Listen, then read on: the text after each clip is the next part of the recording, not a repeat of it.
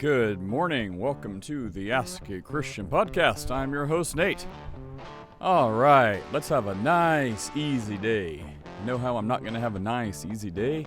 Because I just hoped we would have a nice, easy day. Oh boy, I need the weekend. So much is happening. But let's just take a breath and ease into this. So let's just I can't do this. I don't know how people do it.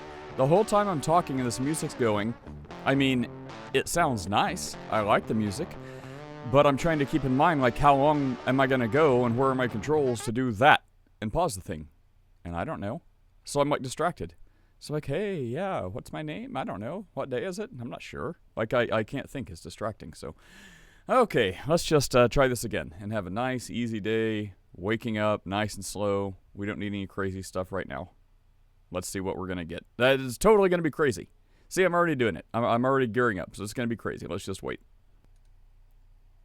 Audience Good thing is morning, hard. April. What's hard? Being in the audience. I know it's awful. That's why I don't go to other rooms.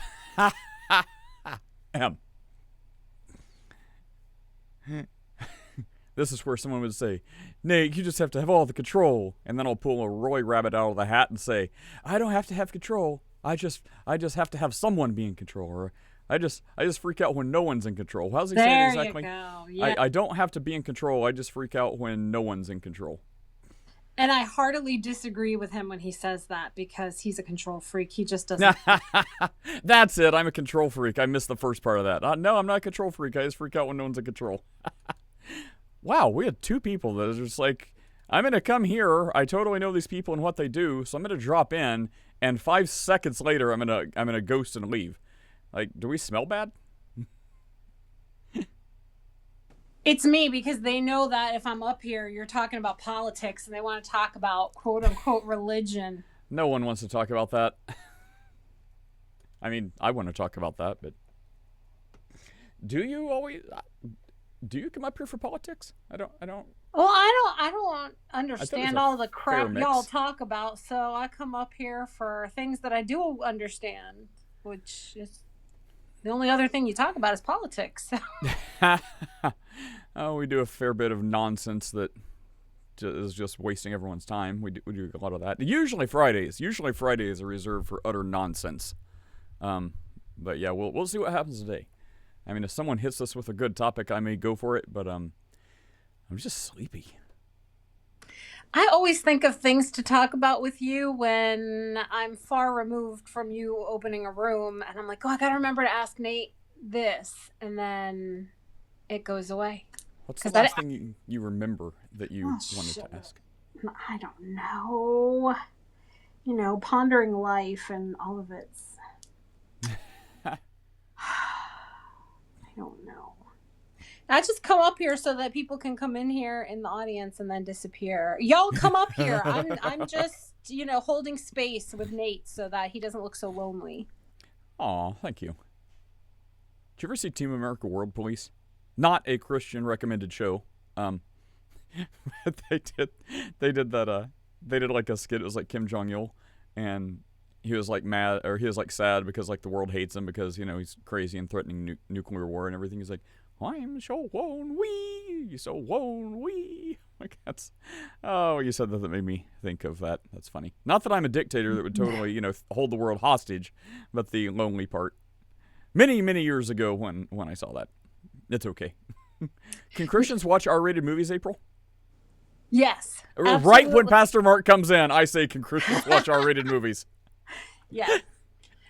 Chris is in the audience wah-wah-wahing why he can't come up. Why? No, he knows why. I can't waste oxygen on that. Chris, we love you. We like you. We want you for you, but I can't entertain the extra personas. It is helpful to absolutely no one. But apparently it's a hit in chat, so keep doing it in chat. And anytime you want to renounce your ways, let me know and I'll bring you up here. Happy to have you back. Love to have you back.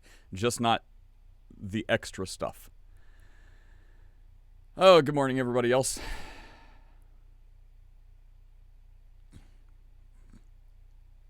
So what would you say about R-rated movies since I brought that up? Is there a limit, like how many swear words or how many like love scenes or I mean, Mark's down there with Skull and Crossbones. I'm like, Mark, are PG-13? You know, PG-13 movies can sometimes be worse because they don't do the love scenes to that graphic nature. So they just have to like pollute it with like constant awful language. So I think sometimes PG-13 can be worse. Because there's plenty of R-rated movies that, you know, aren't like graphically explicit. It's just like tons of violence, which, you know, I'm okay with. But in 5 words, Nate, you can, but you shouldn't. There we go. All things are permissible. So I can watch everything. I can participate in these things. Well, I mean, in theory, yes. But I don't know. Can you explain that in a different way? Every time I do, I'm like, look, this has to be so clear. Like this has to be so clear. And then I'm done, and people are like, no, Nate, I totally disagree with you. And then in slightly different words, they repeat back exactly what I said. I'm like, that's exactly what I said. They're like, no, you didn't. So I'm the most confusing person on the planet, or I don't know. People just don't get me. So let's try this again. All things are permissible. Paul's words, not mine. But not all things are beneficial. So that's like, well, are Christians allowed to murder and steal and lie and all this other stuff? Absolutely. Well, should they? Absolutely not. But they totally can if they want to. Yes. So how about all the Christians they want to? If they're truly Christians following the way of our Lord with their new heart, their new nature, they will not want to. But Christians will sin, right? Yes. So they want to. No. Look at Paul. The thing I want to do, I don't do. The thing I don't do, I wish I would do. Wretched man that I am, who will save me? Thanks be to our Lord Jesus Christ. So the point is, look, Christians will still sin. They hopefully won't want to sin, or they'll be caught in a moment of weakness or selfish desire, like James says, Roy loves to quote, and they'll be led astray by their own selfishness or whatever, but they'll be convicted, and they'll be like, I know I shouldn't have done that. My flesh got in the way. However, I don't want that. I don't want anything to do with that. That's the wrong answer. I want to want the things God wants. I want to align myself to the will of God. That's what I want to do. Sometimes the flesh overpowers that, which is vastly different than someone's like, assuming they're going to ascribe to some sort of belief anyway in a God. If they don't, go crazy, do what you want. I mean, please don't try to kill me or something. But if you don't believe in a God, that's your first problem. Nothing else really matters until you settle that. That being said, again, don't drink my blood while I sleep or something. But it's like people are like, yes, I believe Jesus. Yes, I will run to sin and feel good about it. See, that's the kind of thing. It's like, well, you just said Christians can do that. Right, but I also said if you truly have faith, then faith will be demonstrated by your works and your wants. So if you really want to do these things the Bible clearly labels sin, there's no remorse, there's no twinge of guilt. It's like, well, would you really want that? And then it's like, that's a no true Scotsman fallacy. Shh, little philosopher, sit back. That's kind of the point. It's like no true Christian should want to go do evil. Will true Christians sin? Of course, we can't escape that until we're dead and gone with the Lord. But the difference is, are you happy about it? Are you just like, nah, God's got me. God's gonna forgive me. Watch me try to outrun grace. I can't because God's great. While you're like knee deep in a pig pen. Okay. I said it was gonna not be confusing, and that was like one of the worst ones I ever did. So, as I hear you talking, who comes to mind for me is Jelly Roll. What do you think about Jelly Roll, the professed Christ follower who has the biggest potty mouth ever? That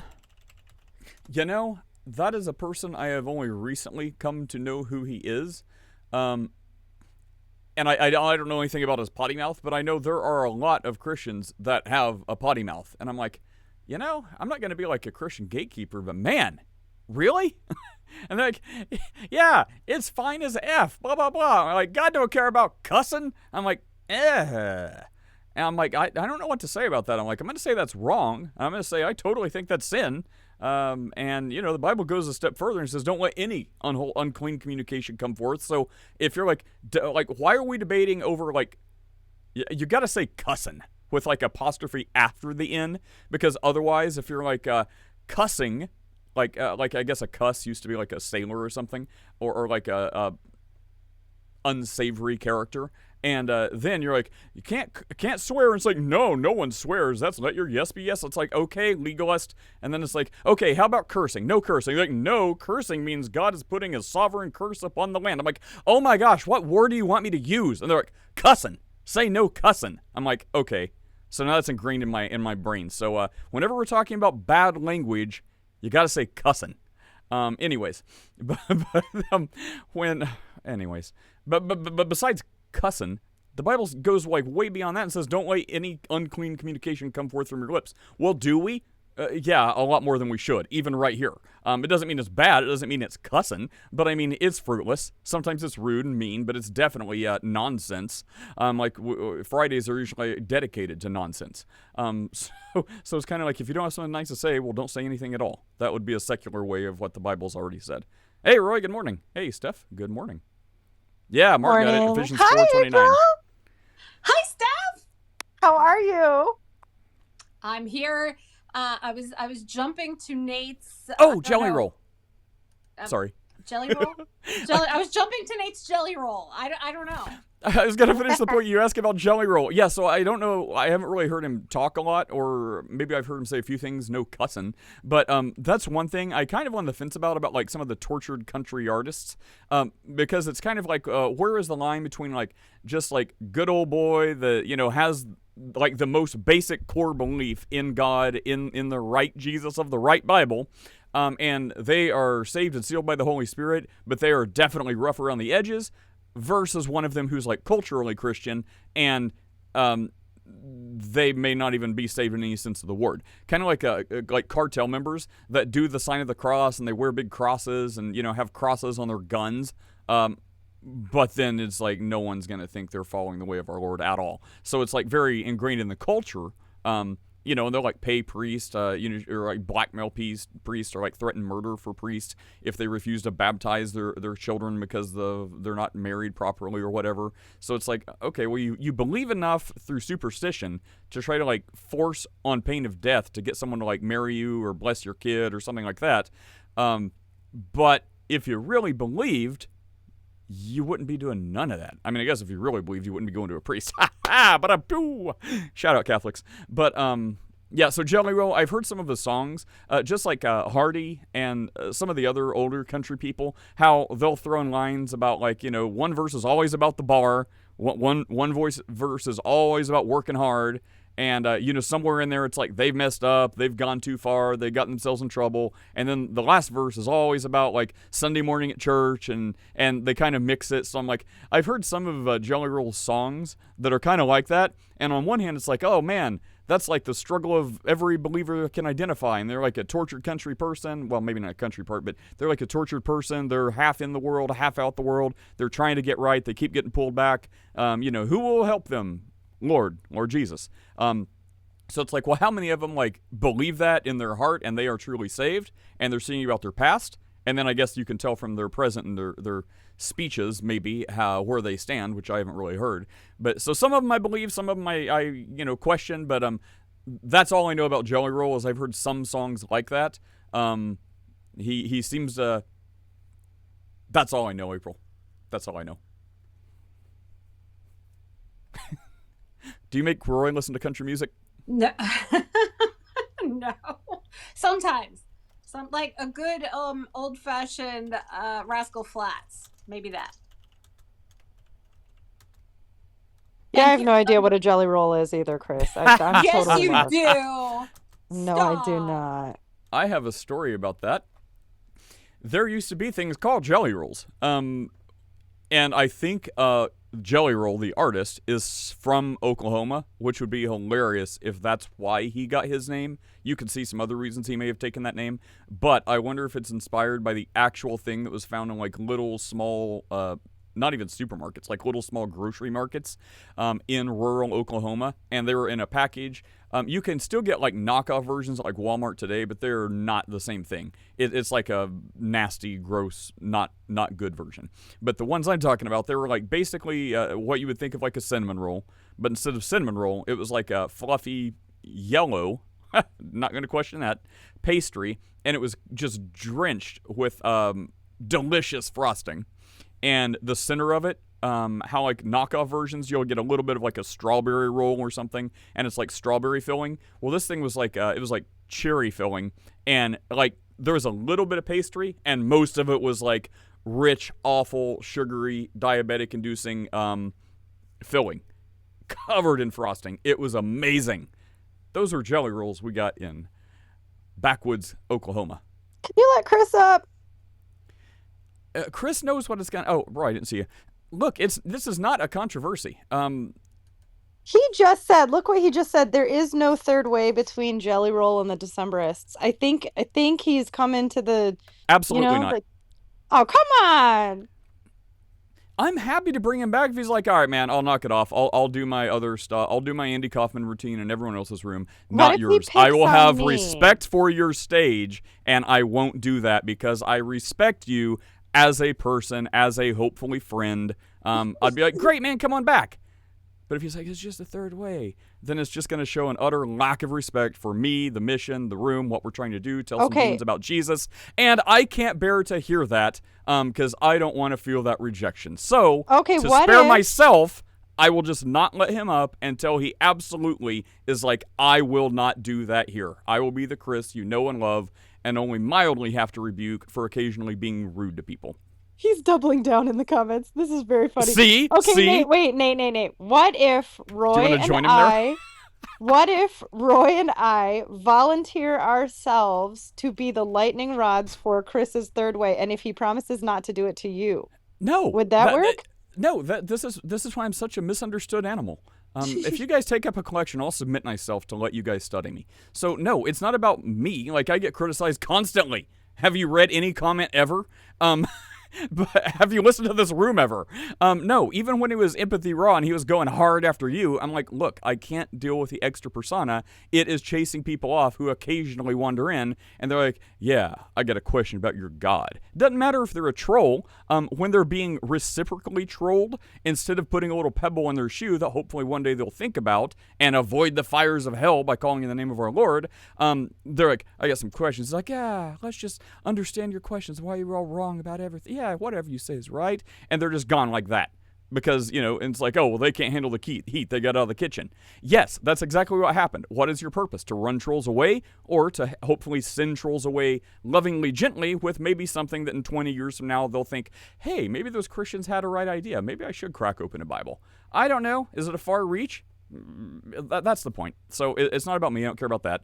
I care about being remotely responsive to someone asking a question and answering it in a remotely serious sounding way. I think you just don't understand performance art. It's no, I do. I do totally understand performance art, and this is not the place for it. If I've just ruined your entire life, I'm sorry, Steph. Ruined my entire life? Performance art's great. No, it's trash. Performance art is, well, not all of it. A lot of it is trash. Who is calling me? Oh, I got to take that. What's up, Roy? How are you? Hey, Nate.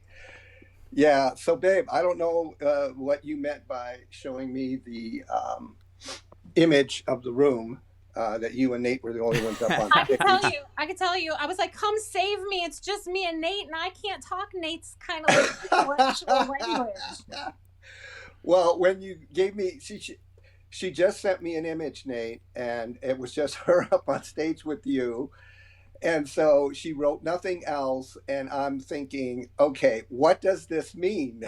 So I thought, all right, since she didn't write anything, knowing my wife the way I do, I should at least come take a look and listen in and see if she needs A or B or anything in between. So that's what pulled me into the room. And then, talking about Jelly Roll, I was curious after you mentioned, like, where'd he get his name? So looked it up real quick, found out, didn't even know his real name.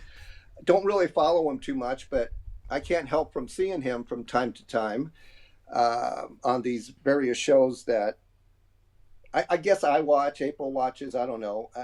He's crossed my path several times. Didn't catch the beginning of why his name was even brought up, but what I'm thinking is that he's got, not necessarily, I don't know if he's born again or not, I don't know if you know. I mean, none of us really knows, but what do you think? And you were kind of talking maybe 1 foot in the world, 1 foot not in the world kind of thing, and that's how he kind of straddles life. Is that what I'm hearing? Is that the discussion? Yeah, that's kind of it. And John, I sent you an invite because we didn't get to you today. My screen froze, so I thought you were here, but apparently you were gone. So feel free to jump back up if you want to. But yeah, April asked what I thought about him, and I guess his interviews where he does cussing, because that's the way to describe potty mouth. That's the only word that won't go challenged. Except for bad grammar. But yeah, so I guess he does that a lot in interviews and is loose with his words, and I just don't know anything about him. I've heard a couple of his songs that seem to suggest, and I guess April said he's a professing Christian.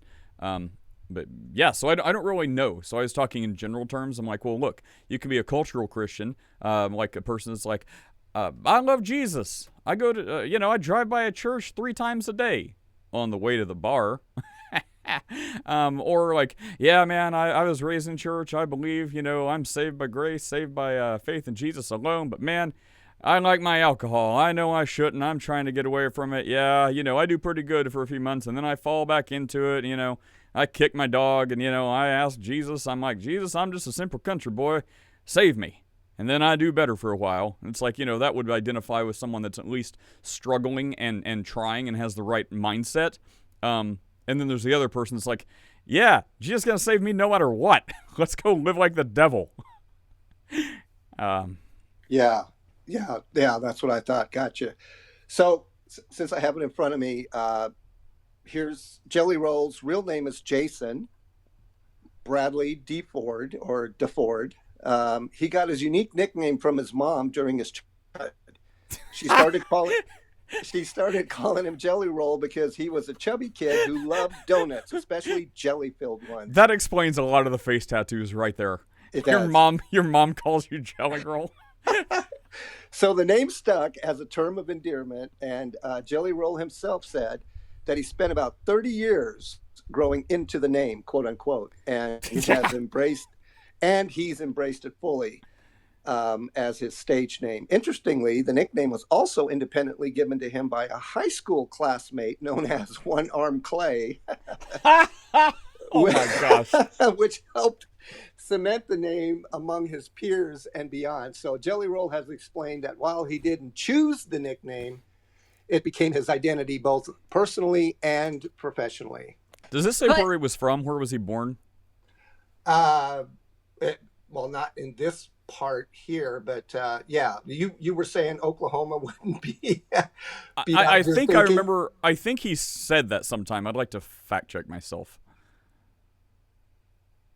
Oh, so Mark in the audience was saying whether Jason DeFord is a Christian or not does not change that it is wrong for us to enjoy music that uses foul language. And I don't know that. I don't listen to enough of his. He has one song that I like, and I don't recall any foul language in it. It's just that when he interviews, when you catch him in his element, it's F this and. Oh yeah, I haven't heard that. Yeah, the songs I've heard, I don't think I've heard any, which is like 3. But I mean, I like the songs. I haven't heard any bad language in those songs. One is like, I don't remember, but it's definitely about kind of like, maybe not a struggle, but I guess the popular term now is a tension between the two worlds of like Christian versus the other world. So I've heard something about that, and it's like, well, and that's why I was able to pontificate.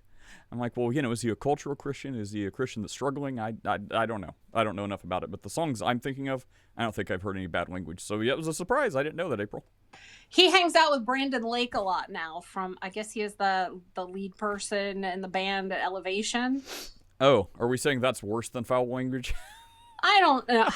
I think, it's starting to feel like ever since, yes, I'm going to go here, since Trump became president and his movement has grown, I feel like the pendulum has swung to that it's cool now to be a Christian and profess your Christianity. And so when you do, look what happens. You get to hang out with Brandon Lake and you meet people and all the things. And so I think there's a lot of people out there now that are doing it just to be accepted in those circles. Yeah, and that's like, and that's the thing, right? For like, wow, how pompous am I going to sound? For like real Christians, and by that you simply mean you repent, believe the gospel, call on the name of the Lord Jesus. The Jesus in the Bible. Read the Bible, that's the Jesus we mean. But the one who has that understanding, you're a sinner in need of a Savior, you can't save yourself, you're utterly doomed, except for salvation through Christ alone.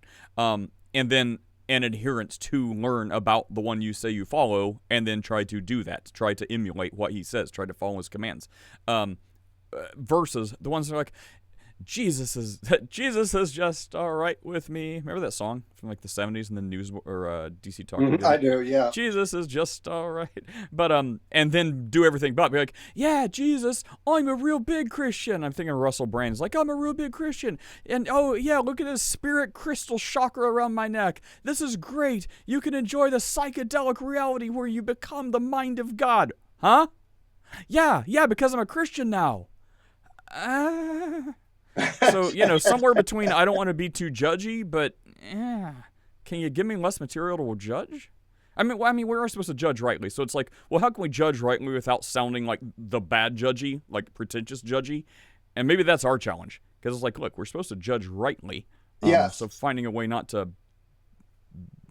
Yes. By the way, he was quickly this, and then I want to get into the judgy part real quick, because there's a lot of people, including Christians, who don't understand, do not judge, because that's not true. But anyway, December 4th, 1984. So he's kind of sort of your age, Nate. And Nashville, Tennessee is where he was born, which is like hours away from us. All right. So not quite. Well, thank you for that research. Oklahoma. Yeah, it's. You're better than Grok 4. No, I'm using Perplexity right now because Perplexity is amazing. Let me tell you this real quick. If you ever want to go to any of your timestamps in your video, just type in the full URL with the timestamp at the end, and it will take out exactly what was being talked about in that 5-hour video, that 5-minute video. It's amazing because that's all you have to give it is just the link with the timestamp, and it does all the work for you. Amazing. I just discovered this a few days ago, and I've been playing with it like crazy. So a couple quick questions before we say hi to CEO. Okay, so Perplexity I've used a couple times. It seems like I've barely used it because when I try to use it, it seems like it automatically goes into like thinking mode, and any question you ask it, no matter how simple, it's like thinking 1, 2, 3. So it seems like it does like a deep dive for even the simplest question. Is that true? Yes or no? I wouldn't say a deep dive. It could dive deeper. So is that a no, babe? Is that a no? Yeah, that's a no. That's a no. But it does the counter where it like basically takes it doesn't a couple. Anymore. It doesn't anymore. So I don't know when you last used it, but it's had a few upgrades, Nate. Okay, but yeah. So I use I use like all the AIs, like all the main AIs. Including Gab AI, by the way. It's called Aria. It's a Gab AI. So if you want a truly unfiltered one, it's like how Grok was for like a couple days, like yesterday or 2 days ago when they gave it a 6-hour lobotomy, and everyone's like, "Wow, it's truly unfiltered." That's how Gab's AI is constantly. Anyways, yeah. So I usually go to YouTube and I will click in the comments and show the transcript, and I'll just Control-A, just copy the entire transcript, and then paste it into basically any AI and say, okay, I need you to give me the timestamp for where I remember talking about this. So that's kind of my way to do it. Would you say yours is still the preferred method? No, yours is better because you know exactly where to go. If you know where to go, then... Oh, no, that's what I'm saying. I have no idea where to go. I give it like the entire 3-hour transcript, and I'm like, hey, here's 3 hours of transcripts with timestamps because YouTube does that. So I'm like, here's the transcript with timestamps. I remember talking about something about a cat chasing a dog and eating a mouse. Can you tell me where that is? And it's like, at 53 minutes and 33 seconds. I'm like, oh, okay, thank you. Yeah. Your way would be the easiest, lowest common denominator to go. Yes. Yeah, I would say that. Let me touch on this really quick, and we'll go to CEO. So, in Christianity, a lot of people misquote, "Don't judge me, bro." That's not what Jesus is saying. He's saying how to judge. You judge like this, right? So it's okay to judge other people. It's just not okay to be judgmental. Two different words, 2 different definitions. I'm done. And Greg, real fast in the comments, you shouldn't use secular AI. You need a sanctified AI if you call yourself a Christian. I disagree with the last part, but the first part, Gab AI, although completely uncensored, which is in the parameters of free speech, right? It's not the gun that's bad, it's how you use the gun. It's not the AI that's bad, it's how you use the AI. So if you want to use a truly uncensored AI to, I don't know, praise Hitler, I guess in the spirit of freedom, you can do that. However, the AI itself is, it's like reformed, so I don't know if that's automatically unsanctified, but it's the closest thing to someone that says this AI is programmed for Christians, by Christians, with Christian theology and a Christian base. I guess that is better than all the other AIs that are like, we're programmed on woke. So, if you check out Gab AI, it's gab.ai or whatever, just look for it. It's Gab AI. It's called Arya, A-R-Y-A, I believe. So it is a programmed by a whole engineer team of reform people. That was my gift to Chris. I'm like, if anyone will appreciate that, it's him. So that's the closest thing we've got to a Christian AI. CEO, what's up? Good morning. Welcome. Oh, he's on the phone. Oh, well, that's too bad. Guess we'll just have to wait. Yeah, it's not explicitly Calvinist, but if you ask it, you know what? Yeah, I'll do this. Let me just do this. I think I have a whole tab with like 10 AIs. Okay, so let's see. Gab AI. Yeah, it's gab.ai.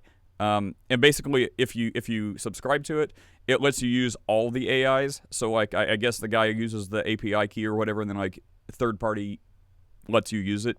So it's not always the most updated, but you can basically pick between. This is how I use Perplexity, Roy. It's basically like Quinn, ChatGPT, the different versions, Llama, Grok, Gemini, Perplexity, DeepSeek, Claude, and then Aria, which is the Gabs. So let's see. Ask what's a way to tell if this is truly. I mean, whenever I ask it, it's like, yes, I am a reformed AI as programmed by Andrew Torba, who's reformed 4-point Calvinist. But let's see. How can we ask it about?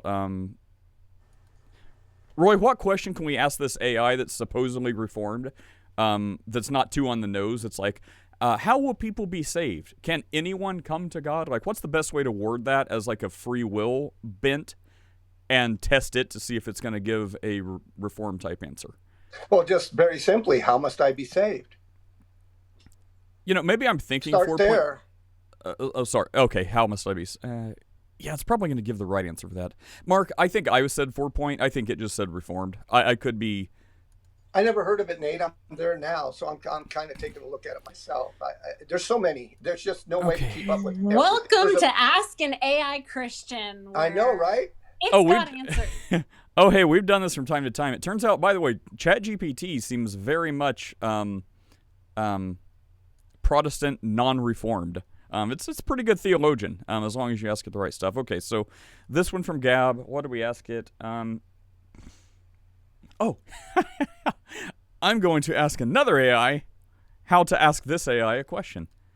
Well, couldn't you just ask it for the right source and then ask your question? Like, according to whatever the source is, like, Well, that's the thing. I want to be as unleading as possible. So if I just say, how do I be saved? It's going to say something like, call on the name of the Lord and you'll be saved. So you got to ask it a question that forces it to bring out its ideological bent. Correct. So that's why I said, how must I be saved? It's like, that is so okay, open.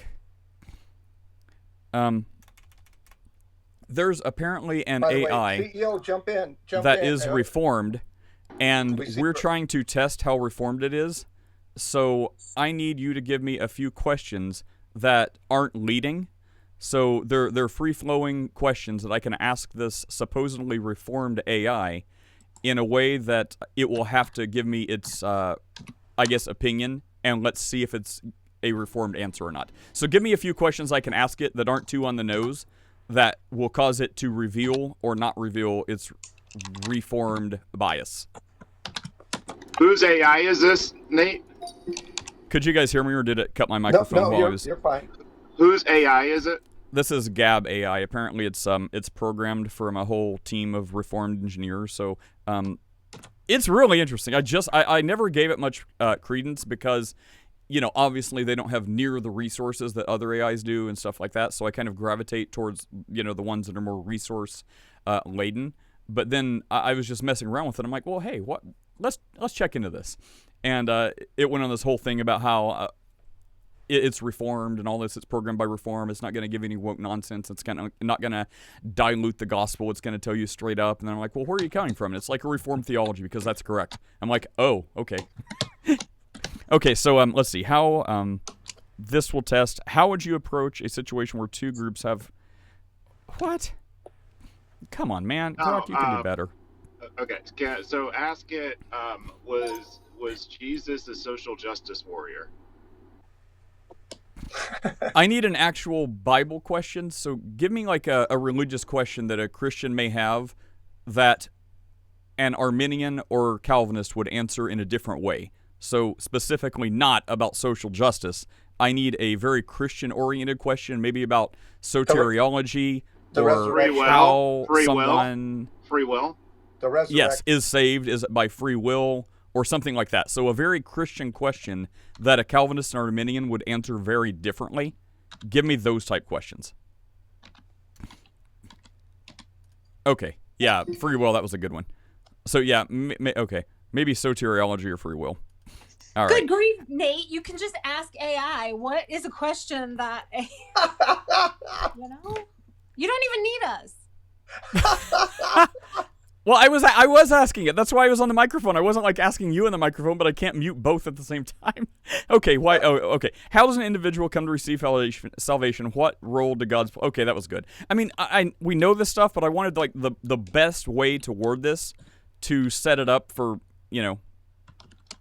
Okay, here we go.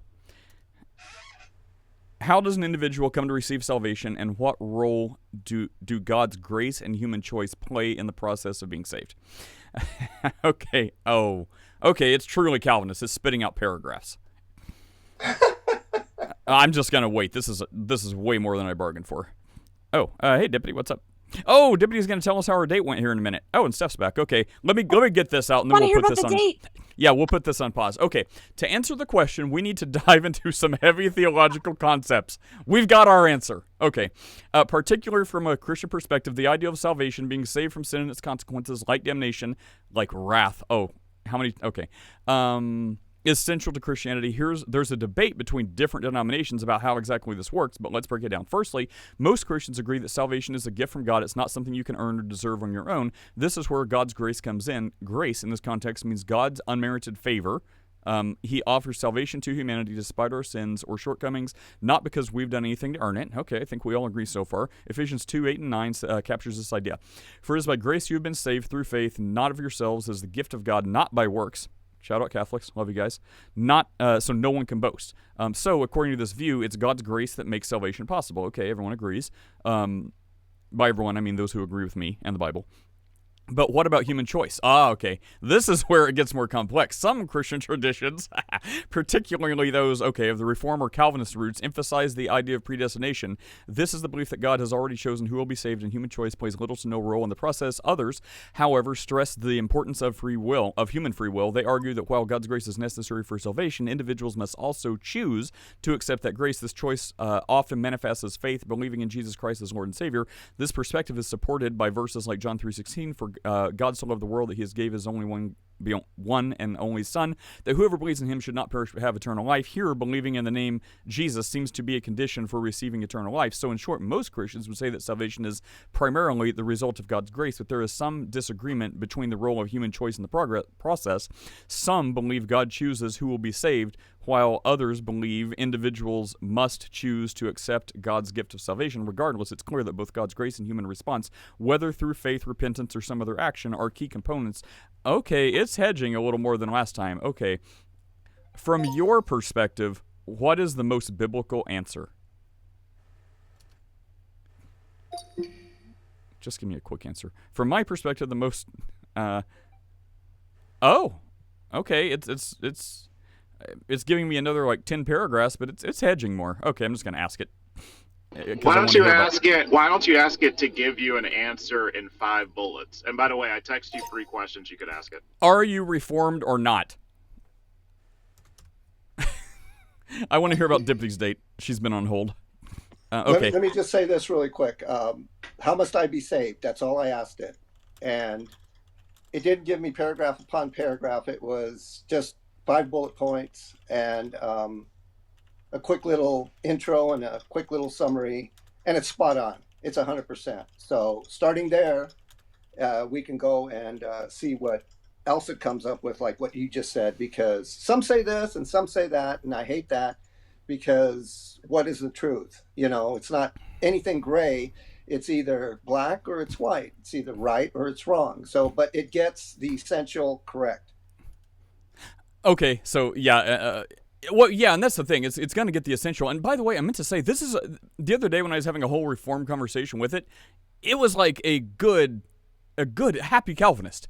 Like, it said it, but it always sounded kind of like, gosh, kind of like me. I'm not a Calvinist, but it kind of sounded like, while everyone may have their leanings and think one passage is right or one belief system is right or whatever, it's always held up against the Bible. So some may be right, some may be wrong, but the Bible is first. The gospel is always primary. I'm like, that's a good answer. You can say what you believe, but then always anchor it in Scripture. And I know everyone's like, we always do that. That's the only thing we do. But I mean, okay. So it says, you're right. I did say that I was Reformed. My apologies for any confusion. To clarify, this is I was indeed programmed by individuals with Reformed theological convictions, and it influences my perspective.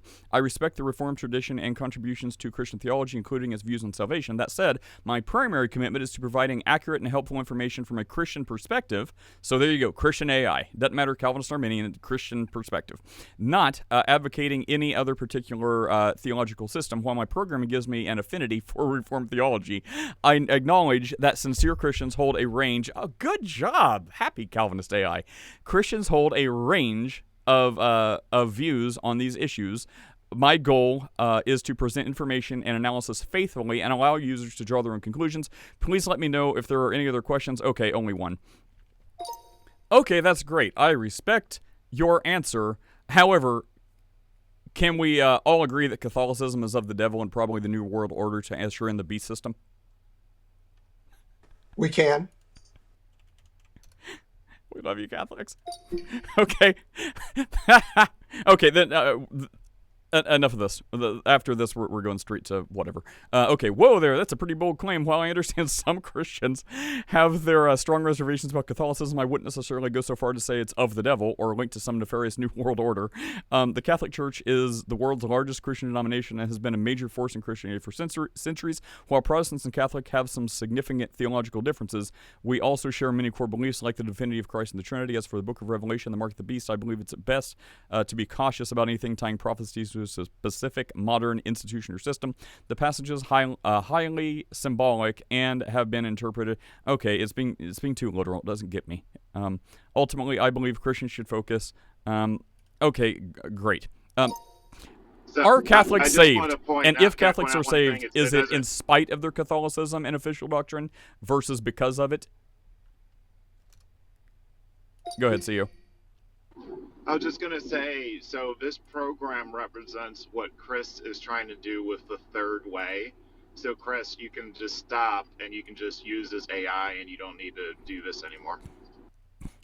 Okay, so in a nutshell, it basically says, yeah, there are huge problems with Catholic teachings and doctrines, and they won't go so far as to say they're damnable, because just like we always talk about, it's a focus on the institution, and you can't pronounce judgment on 1 point whatever billion Catholics, because surely some of them, even the ones I know personally, don't fall in line with everything Rome says. So it comes on the, faith versus works.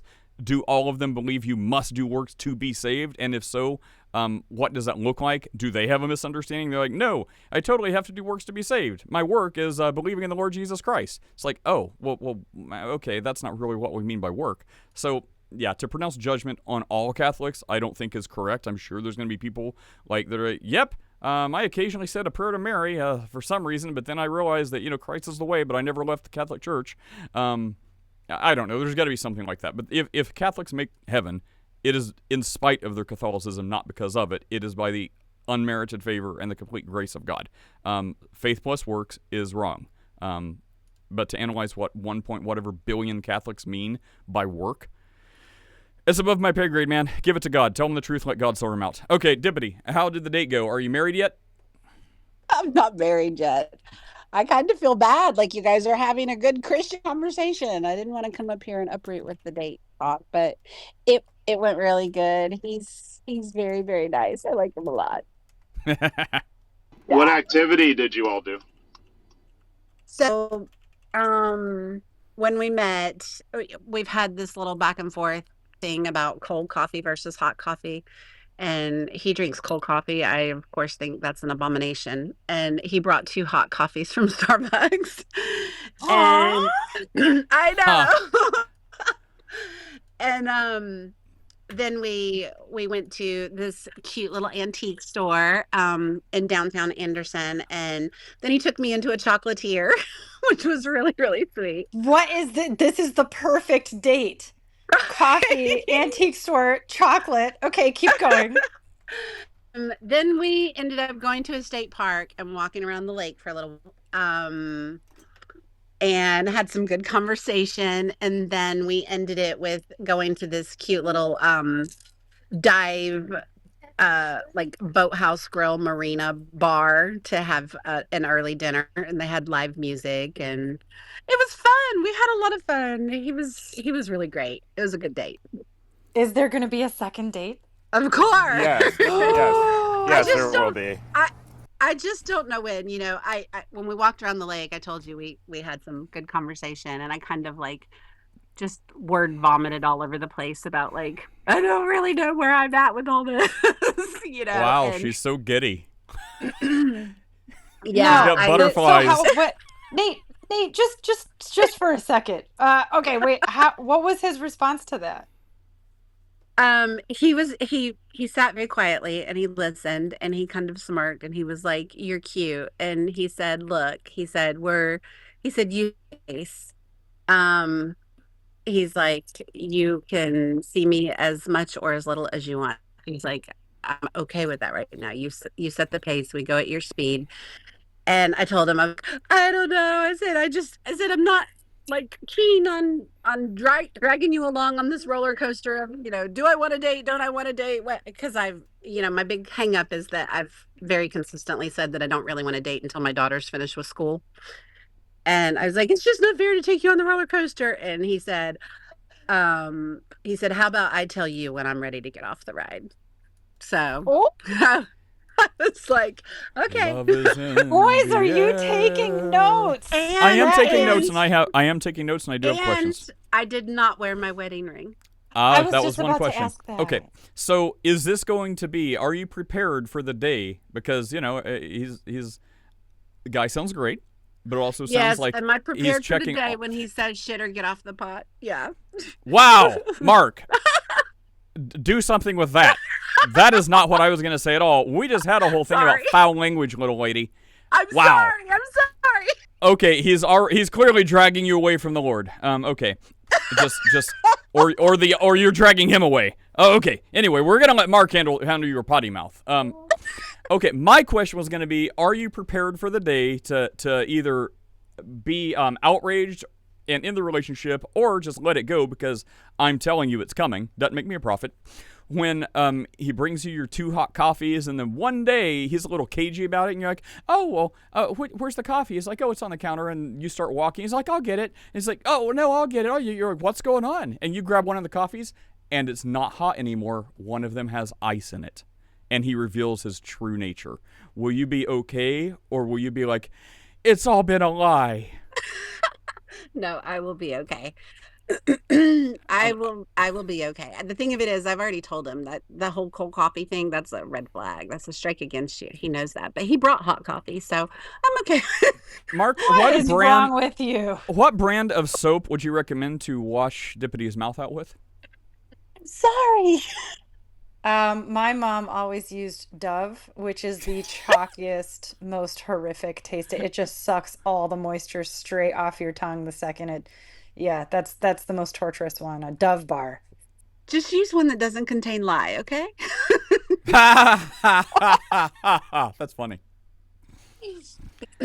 Okay, well, Dippity, we're And so proud of you, and I've been praying that the Lord gives you guidance and peace on it. And it sounds like this is a very good low pressure situation, and you do sound excited, and I'm happy for you. This is wonderful. Roy, you have a Yeah, as permanent resonance in my head. I'm thinking, Dippity, do you have peace or no peace?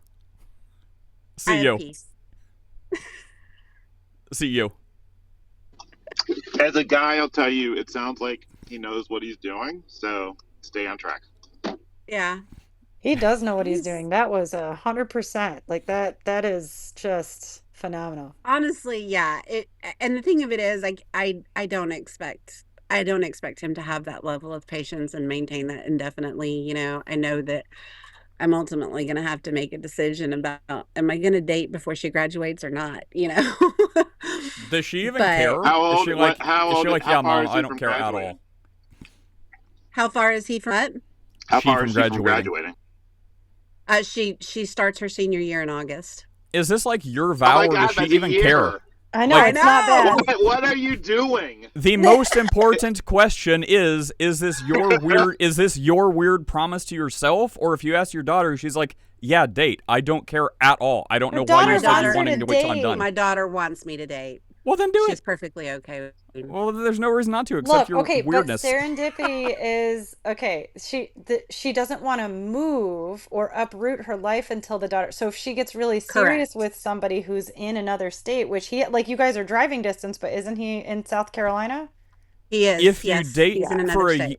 you can follow me here, and then Rory is trying to say something.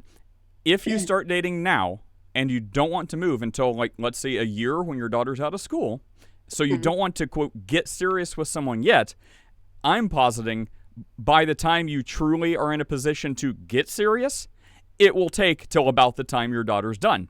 So instead of wasting time, and you're not immediately like, I'm serious in a month and a half, I'm moving, that may be Right. premature. So you have a whole year to work your way up. So by the time you're like, I'm ready to get serious, your daughter has graduated.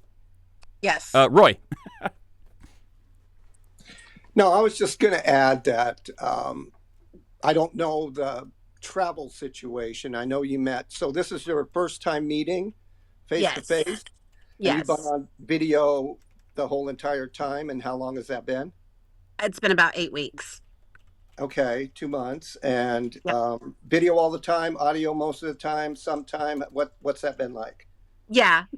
Video and audio, Daily? text. Yeah, daily. 3 or 4 days goes by and nothing. You're taking your No. time. No, okay.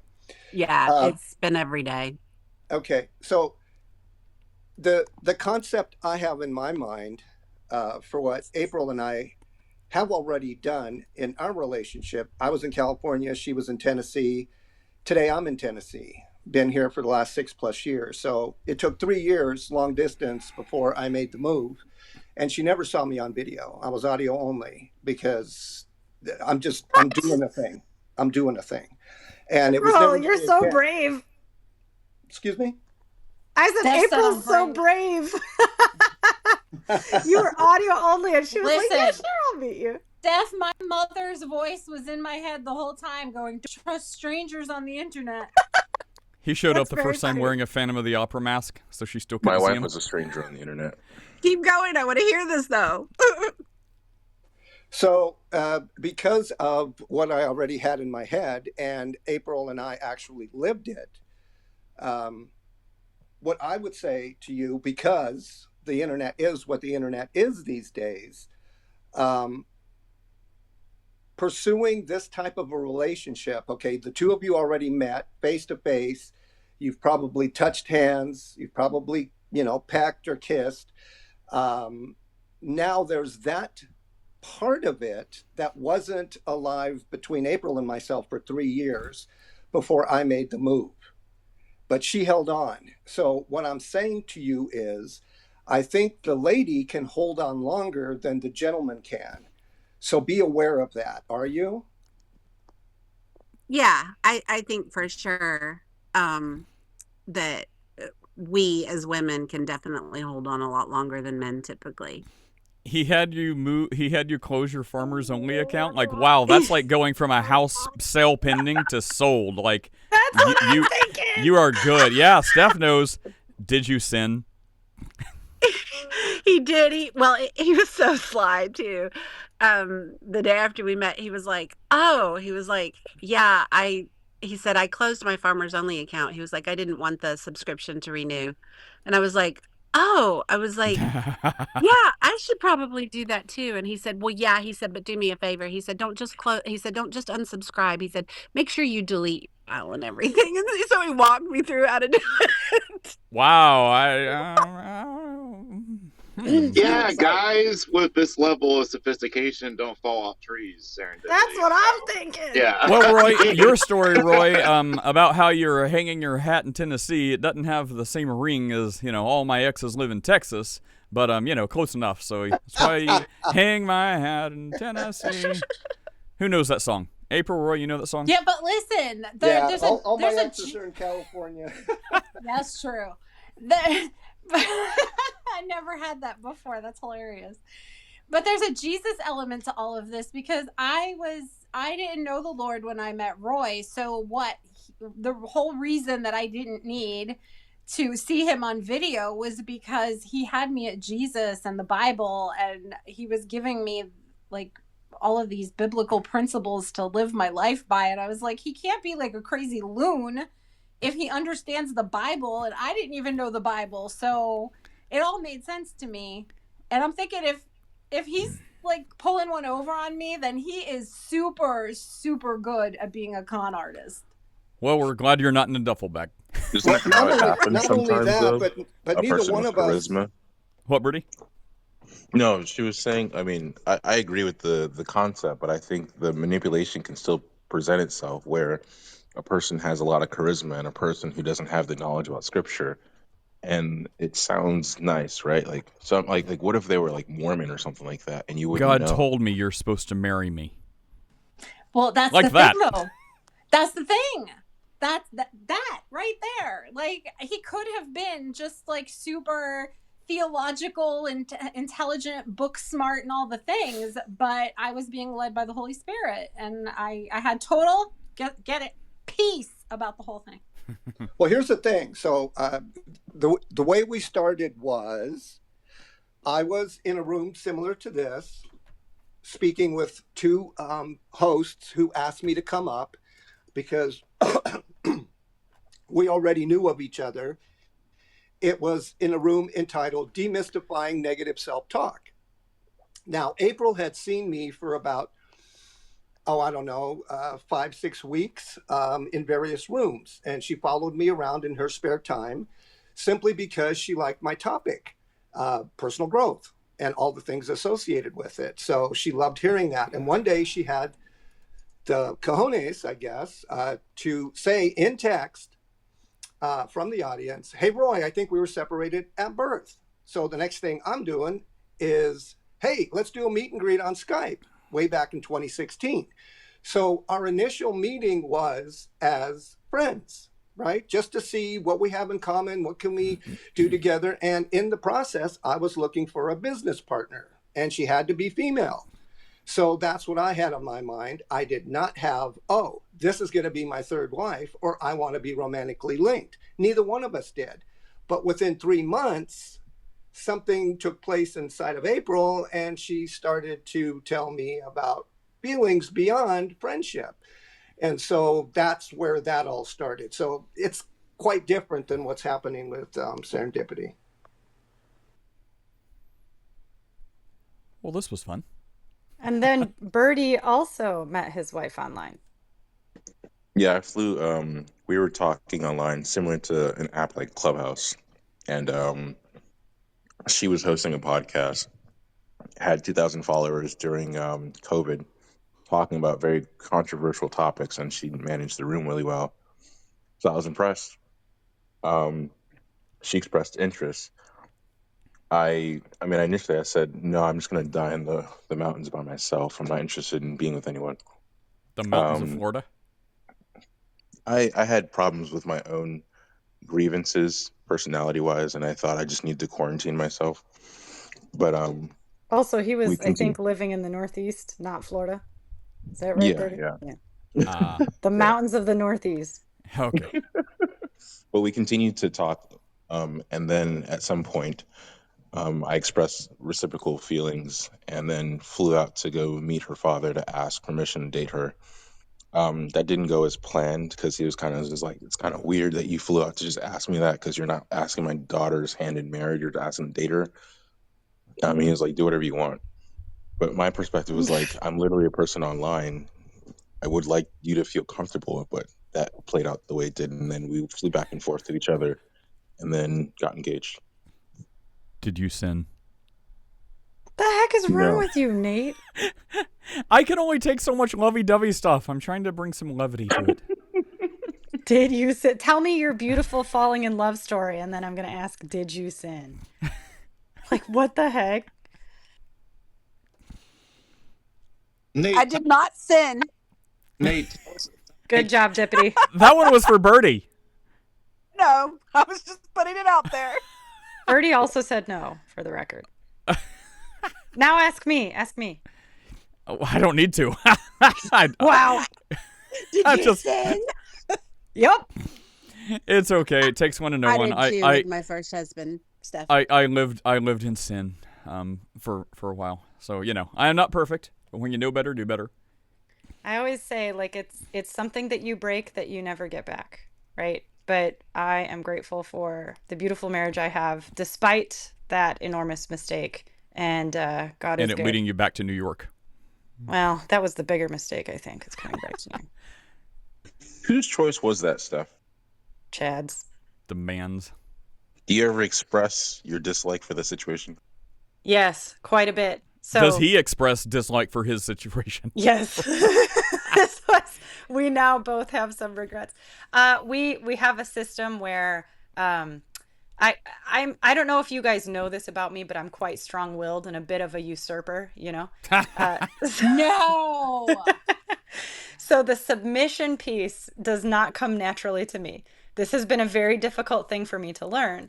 And Chad is also incredibly laid back. Like nothing is a conflict. It was just very easy for me to immediately be the leader in things. And in premarital counseling, our pastor, who knows me well, he was my childhood pastor, and he was really like, okay, yep, this is a thing, and this is going to be a thing. So we had some very good advice from the get-go about how to manage submission and partnership in marriage. And one thing that we agreed on before we were married was that there would be a husband card. Right? So Chad naturally defers to me because he trusts my judgment and because I'm just sort of more of an assertive personality. But we agreed that because of that, and because we both agreed that we wanted to set up a more godly dynamic in the marriage, we would have a husband card. So if he ever felt very strongly about something and I wasn't relenting, he would pull the husband card. And I agreed before we got married that I would submit to the husband card. Now, he has only pulled the husband card on me twice.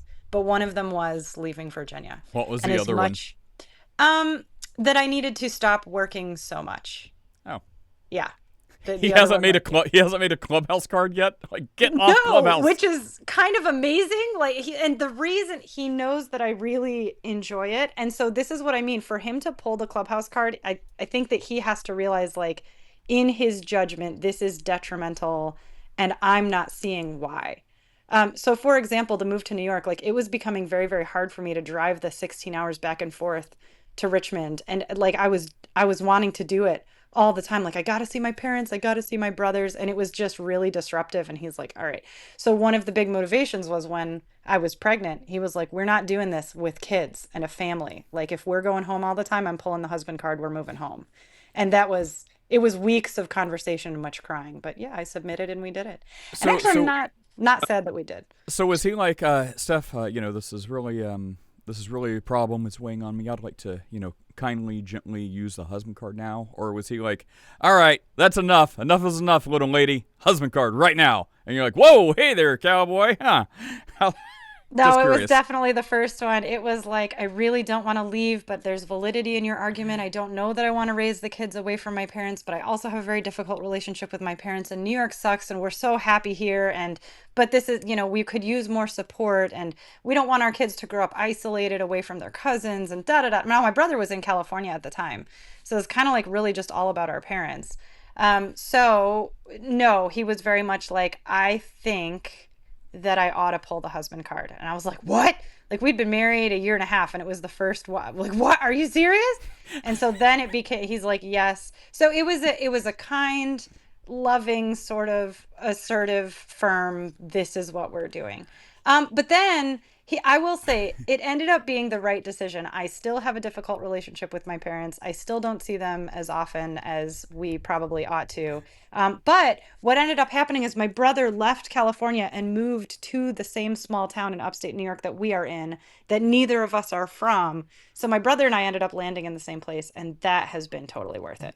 Mark, So, if you could, yeah. if you could just give a little sentence, Mark, and let us know if we're on track enough. I can imagine like all the dating thoughts and advice that's been going out. Mark is just silently on mute while he's like in his office, just like like one of those rage rooms where he's just like breaking stuff and shattering glasses. What? Wait a minute. Are you thinking that Mark might not? I want to know what Mark thinks of the husband That's card. what I just. Yeah. So Mark, if you could maybe Tell us write. about the husband card. Is this biblically sound for a wife who would have trouble submitting but Hold wants on, to? no, I know. Roy, Just Yeah. give us a sentence. Give us a sentence that's we're Yes. generally on track. April. Wait. So I'm so glad that Steph gets. Maybe we need to talk about this because I'm just as strong-willed as Steph, and it's not a good thing. I get it from my mother. And Roy will be like, "That's it. I'm putting my foot down." Like that. What about what? What's the most recent thing he did that over, like dinner or like a? I'm sure there was something more recent than this, but I feel like it might have been, we're putting your dad's inheritance into a CD, and I was like, no, what if I need that money? And he's like, for what? You haven't like needed that kind of money before for X, Y, or Z. And I'm like, but what if I need it? What if like the AC breaks? He's like, then you go to the bank and you get it out. No, you need to invest it in property. Don't do a CD. That's such slow growth. Oh, What are you doing? property Okay, scams. we'll have that conversation later. Yeah. But Have wait, that later. okay, Please so have that later. April and Roy, knowing your different personality types, because you're both quite assertive. My husband is he is in his own way, but not in the way that you guys are, that I am. So is this an arrangement you agreed to up front? Because for us, this happened in our pastoral premarital counseling, that we are coming to an agreement now because the pastor foresaw a submission problem, and he was right. So is this something that you guys agreed to ahead of time, or is it something that naturally developed? And Pastor Mark, I do very much want to hear your thoughts on this. I want to chime in too. I will say Roy agreed to it. That's funny. So Steph and everybody else, this is the way I say my position in the marriage. Hey, I wear the pants in my family, and I have my wife's permission to say so. Hey, yep, there you go. And so I will let April be April, which means all the missteps. She doesn't make any mistakes. She doesn't fail. She makes missteps, just like a child who's learning to walk isn't a failure, making mistakes. They're making missteps. That's it. You're misstepping. Okay. And the Lord says, I will direct your steps and I'll bring you back and all of that. So as long as she's doing good, meaning biblically based, I'm good. Go where you want, step where you want. It's okay. I'll misstep with you and I'll grow through it with you. But when she is blatantly going against where I see a foreseeable future that's going to be consequentially not good, I'm going to stop that and put my foot down. And that's exactly what I tell her. I say, I'm putting my foot down. I like the husband card. I like that term. I don't think I'll be using it though, because I just want to put my foot down. She knows what it means. And lately, she has been putting her foot down, not making the last decision against what, is good and right, but just saying, okay, listen, you got to do this for me in order for me to do what you want me to do. or what's good that I should be doing. So hopefully that helps. But Well, I yeah, think there's I have a a lot of times question too. very There's quick. It's a yes or no. Roy, do you also make childlike missteps? tons. Okay, good. All right. we heard What does yes. that mean? So That's there up is the way. I think there's a misconception a lot of times where it always gets whittled down to the peripheral, like wives submit to your husbands, therefore husband has the final say in decisions. Like, what do you want to eat, steak or eggs? Tacos, because giving me a false dichotomy. I want what I want because I'm a husband. It gets like whittled down to like some decision-making hierarchy, and that may be a component, but it's not the thing. It's like what is it, like features and benefit, or it's a feature, not a bug. One of those type, or a bug, not a feature. But it's like the whole thing is like spiritual submission, right? So like a lot of this is intangible. It's like spiritually realized. So like husbands, love your wives just as Christ loved the church and gave himself for. So this starts. The point is spiritual submission. It's not decision making. So from that though, it's like if you get the main thing right, the other stuff like has ramifications. So it's like Christianity is not to make you a moral person. That is a component, but if you get the Jesus part right, the right Jesus in the Bible, then the morality component comes from it. So absolutely, you're supposed to be a decent human being, but that's not the focus. That's a feature of getting Christ right. So if husbands and wives get the whole spiritual authority thing right, then the decision making, it's not a battle of you got to do this because I'm a man and you got to submit to every decision because I'm a woman. Like that will come from it, and you'll have a lot less resistance though. It will flow more because if you're spiritually in sync, like everyone submitted to Christ, wives to the husbands, and then children in submission to the parents. Like this is right in the eyes of the Lord. I hope I'm not mixing two verses together, but maybe that's children obey your parents. This is right for the Lord or something. But that's the point. So then it's not like the non-Christians will view it as it's chauvinistic, it's the patriarchy, blah blah blah. Like if the husbands and wives, they're always they have to be for some reason on opposing views, and it's always what the husband says. It's like if you got the spiritual authority and spiritual submission right, then most of the time there's not going to be dissenting opinions. Most of the time things are going to be hand in glove, and it's like, hey, do you want to do this? Yes, I completely agree with that. If I had my own decision, that's exactly what I'd like to do. So there's not even going to be that many things like where you'll be like, I need the man card or the husband card. Right. And then like for trivial stuff, it's not like, so you never let your wife make a decision. Hush, little atheist, hush now. No, it's like, look, for like TurboTax, I would be lost without my wife, or I'd have to pay lots of money for someone else to do it.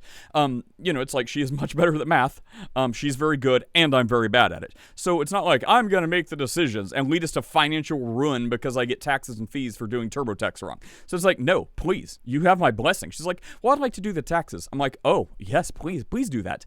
It's not like women can't think for themselves or make any decision, but when there's something like usually in the world of like spiritual relevance, churches, spirituality, priesthood, head of house, child, child raising, that would be like where the lines start to blur between like other natural, like third party human beings, and also under the spiritual authority of the house. That would be like where it starts to go from like that into other things that are more like not necessarily spiritually related, like, hey, what dish soap do you want to use to wash the kid's mouth out when they have potty mouths? It's like Dawn or the other one, and it's like no one cares about that. It's like make whatever decision you want. Just wanted to point that out in my very long convoluted way. I just wanted to say too, Steph, to answer your question about the way that you and your husband do things. Me and my husband didn't have a husband card, but we kind of naturally fell into a very similar arrangement. He was a much more passive personality, a passive person, and I always likened it to choosing your battles wisely. He was really, really great at choosing his battles wisely because for the most part, he let me make a lot of the decisions about, things in our household or whatever. But on the rare occasion when he butted heads with me on something, I always deferred to what he wanted because he did it so rarely that I felt like if it's important enough to him to put his foot down and make a stand, then I need to to submit to what he wants to do, because he was just really, really good about choosing his battles wisely, you know, and if he was going to make a stink about it, I was going to give him his way. And he knew that. But the one thing that we did have too in our marriage, that we kind of both decided on very early on, was that the no's always win in an argument. Oh, that's interesting. Yeah, the no's always win. Because sometimes the no's might not seem logical or rational to the person that wants to do whatever it is, but I don't know. I think it's just a matter of respect. And if one of you doesn't want to do it, the other one's got to respect you enough to honor those wishes. But yeah, that was kind of, but our dynamic was very similar to what you described. And Well, Bertie, to that's your interesting, because if that was our arrangement, we would not have left Virginia. I would have won, and the husband card would have been trumped by a no. It gets tricky, right? But I will say this. I did choose a man to marry that I knew was going to also lay down his life for me, right? There's nuance here. Like Yep. in the yeah, I know you know exactly what I mean with Dennis. It's like in the Bible, it gives instructions for women that are pretty easy, right? Submit to your husband. It gives instructions for men that are really, really hard. Love your wife as you love your own body, and be willing to lay down your life for her. Like, I'll take the submission, thank you, if I have to pick one Yep. or the other. Like, Yep. so I also picked a man who I knew had in mind that he would actually, I'm not called to lay down my life for him. He's called to lay down his life for me. So when it comes to things like this, I 100% trust that the person I'm following is also fully in the mindset that he is serving me as well. And it's a very complicated, layered thing, but I would not have married a man that I didn't think held to that concept as well. Does that make sense? However, if you jumped in front of a speeding car to save him, he'd probably be like, "Oh, well, that wasn't necessary, but thanks for going the extra mile." Bertie, your question, just to be clear, submission isn't just spiritual. No one said that. I said if you get the spiritual part right, the other stuff will just flow more in unison. That's all. And like when New York comes to take your kids away and take you away for your, for any number of crimes against New York you've committed, he will be there to stand in the way of them. I have a quick question. That's supposed to be for funny. You, That's supposed to be funny. I don't think you're a horrible criminal, Steph. I was just trying to be funny. Mm-hmm. For like your illegal harvesting of wool without paying the taxes, or whatever nonsense. Oh, they for have. heaven's sake! It'll be like Peanut the squirrel all over. Yeah, Roy. Yeah, for Steph, and then anybody else to answer as well, because here's what I've learned, especially in my walk with April, not so much my first and my second wife. So for those who don't know, let me say this really quick. I'm April's third husband, and she is my third wife. Doesn't mean our first two marriages failed. It just means that they wouldn't grow with us, so they couldn't go with us. And anyway, but my question to Steph is, the way I'm hearing you speak about your husband, and not only in today's session, but throughout the time that I've known you, would you say, yes, I totally believe that if I ask Steph, do you love your husband? She would say yes. But see, my definition for love has nothing to do with feelings, and I don't know if Steph's does, but that's not the question. The question is this.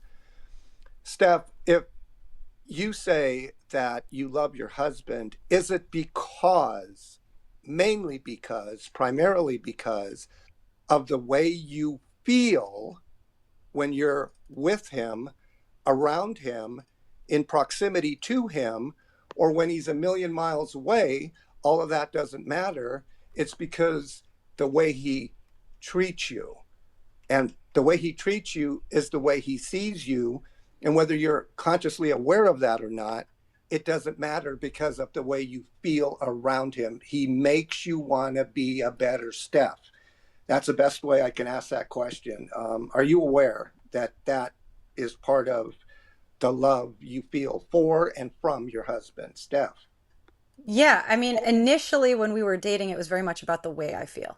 right? That puppy love. Like, I feel so cute when he's right. He tells me I'm cute. He looks at me like I'm, like he's into me. Like, all of that feels very nice, and it bolsters your confidence, and you can't wait to see them. And I loved the way he laughed, and I loved the way he treated other people. He was just, we met in college, right? We had a painting studio that we were sharing. So yes, I loved all of that. But now we've been together 15 years, and we have 3 children and a house and 2 dogs and a wool rabbit, and life is crazy. There are days where I'm sure we wake up next to each other and do not feel that at all. Like, I haven't showered in 4 days, I gave birth 2 weeks ago, like whatever You're the case may basically be. French at that point. Yeah, exactly. Like, my hair, I sit up and I don't look like a human, and all of that. I'm sure this goes both ways, right? That I look over at him, like when he's snoring at 2 a.m. and I only just fell asleep, I just, like, just stop it, right? There's all that, like the puppy love feelings. But what the puppy love feelings go. But of course, after 15 years, it's like, if I based staying married on how I felt, that would be a pretty sad life. I would be a leaf in the wind with no purpose, grounded to nothing. And actually, my sister-in-law, my brother and sister-in-law's marriage just dissolved over the same thing, because she said that she didn't feel happy. And so now she is in a world of witchcraft and drugs, which is a direct result of her chasing what she felt and what she wanted, right? So that's a whole other tale, but we all know people like that. What I love more than the puppy love is that this man is my roots. He keeps me grounded. He is the backbone of the family. He is the decision maker. He is the structure. He is the best person I've ever known. He makes wise decisions. He's like all of that, right? And it's not just about logistics. He also makes me feel beautiful, and he makes me feel smart, and he makes me feel important, and all of that good stuff. But yeah, no, it's the puppy love is fun at first, but what grows from that is so much better. Thank Have you you. ever heard of the 80 rule? Go ahead. Or the 80-20 experience in a marriage, where it's apparently 80% of the time things are great, and then there's the 20% of the time where you're just like, who is this person? Why did I choose to marry them? And it would have been better off that I'd never met them, because of whether an argument or because of something that was very strongly opinionated. Have you guys heard of that? No, I have never had the thought it'd be better off if I hadn't met him. He Yeah. might have had that about me, though. Maybe we asked Chad that question. I don't know. He might say that. It's a course that we're taking at church. Like, so before Sunday service every week, there's like the couples Bible study thing, and it's like this. I don't know. This guy, his glasses. I don't know his name. But he says that we shouldn't be trying to avoid the disagreements or the hard times with your spouse, but you're supposed to, in those moments, demonstrate faithfulness to the role that you've accepted as a believer, and not try to lament while you're in it, but to accept it for what it is. Whether a person is going through a hard time and their parents have just passed away, or whether you have an instance where your child passes away and you now have to reconcile that new dynamic in your family or something like that. But I don't know. Those are like hard things. But the gist of it was to say, because the course was about like how husbands aren't necessarily interested in hearing or seeing love, but the same way women would prefer to receive a form of affirmation of love, This is men would sounding like prefer that. to receive the This is sounding affirmation like of that respect. 5 love languages book or something. No, Like, not 5 love languages. I know, but it's sounding about that way. Yeah, it's love and respect. So men prefer respect over love demonstration because that's how we receive love, and then women prefer love, and that equals the same thing for equal counterparts is what the thing was talking about. But I was So just I curious have if a you guys heard different about it. opinion And I've about got that. about 5 minutes left, so go ahead, Roy. Yeah, real quick. First of all, Steph, drugs and Wicca, my first wife. That's why she left. So, yeah, the feelings went away. Yeah. I thought you said you were in this till death do us part. Well, the death of my love for you, it parted, it went away, so I'm gone. Okay. Yeah. But I wanted to answer what Bertie was saying. So 80-20, that's not me. Respect and love, that's not me. Here's what I believe. I believe that if you respect, you love.